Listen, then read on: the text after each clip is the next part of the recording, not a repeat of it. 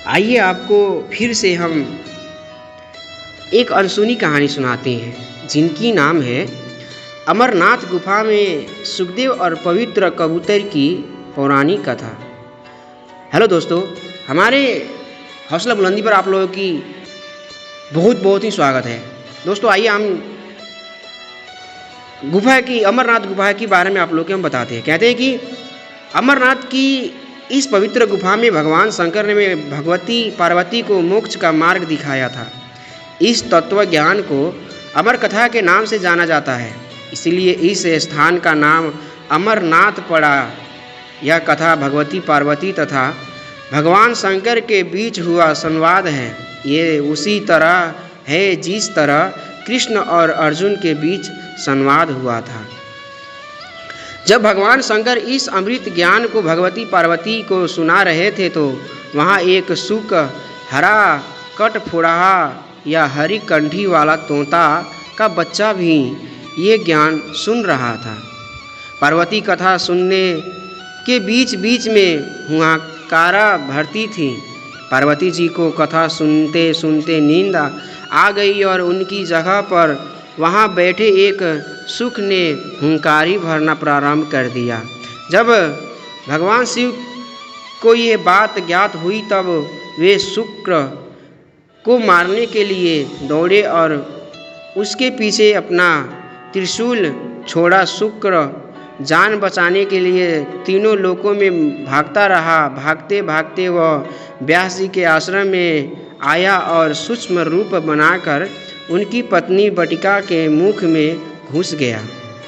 वह उनके गर्भ में रहा गया। ऐसा कहा जाता है कि ये 12 वर्ष तक गर्भ के बाहर ही नहीं निकले। जब भगवान श्री कृष्ण ने स्वयं आकर इन्हें आह्वान दिया कि बाहर निकलने पर तुम्हारे ऊपर माया का प्रभाव नहीं पड़ेगा, तभी ये गर्भ से बाहर निकले और व्यास जी के पुत्र कहलाए। गर्भ में ही इन्हें वेद, उपनिषद, दर्शन और पुराण आदि का सम्यक ज्ञान हो गया था।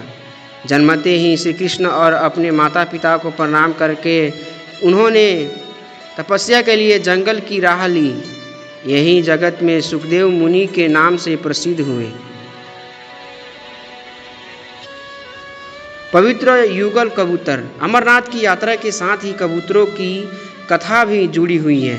इस कथा के अनुसार एक समय महादेव संध्या के समय नृत्य कर रहे थे कि भगवान शिव के गण वापस ये ईर्ष्या के कारण कुरु कुरु शब्द करने लगे। महादेव ने उनको श्राप दे दिया कि तुम दीर्घ काल तक ये शब्द कुरु कुरु करते रहो। तदुपरांत में रुद्ररोनी गण उसी समय कबूतर हो गए और वहीं उनका स्थानीय निवास हो गया। माना जाता है कि यात्रा के दौरान पावन अमरनाथ गुफा में इन्हीं दोनों कबूतरों के भी दर्शन होते हैं। यह आश्चर्य है कि जहाँ ऑक्सीजन की मात्रा नहीं के बराबर है और जहाँ दूर दूर तक खाने पीने का कोई साधन नहीं है, वहाँ ये कबूतर किस तरह रहते होंगे। यहाँ कबूतरों के दर्शन करना शिव और पार्वती के दर्शन करना माना जाता है।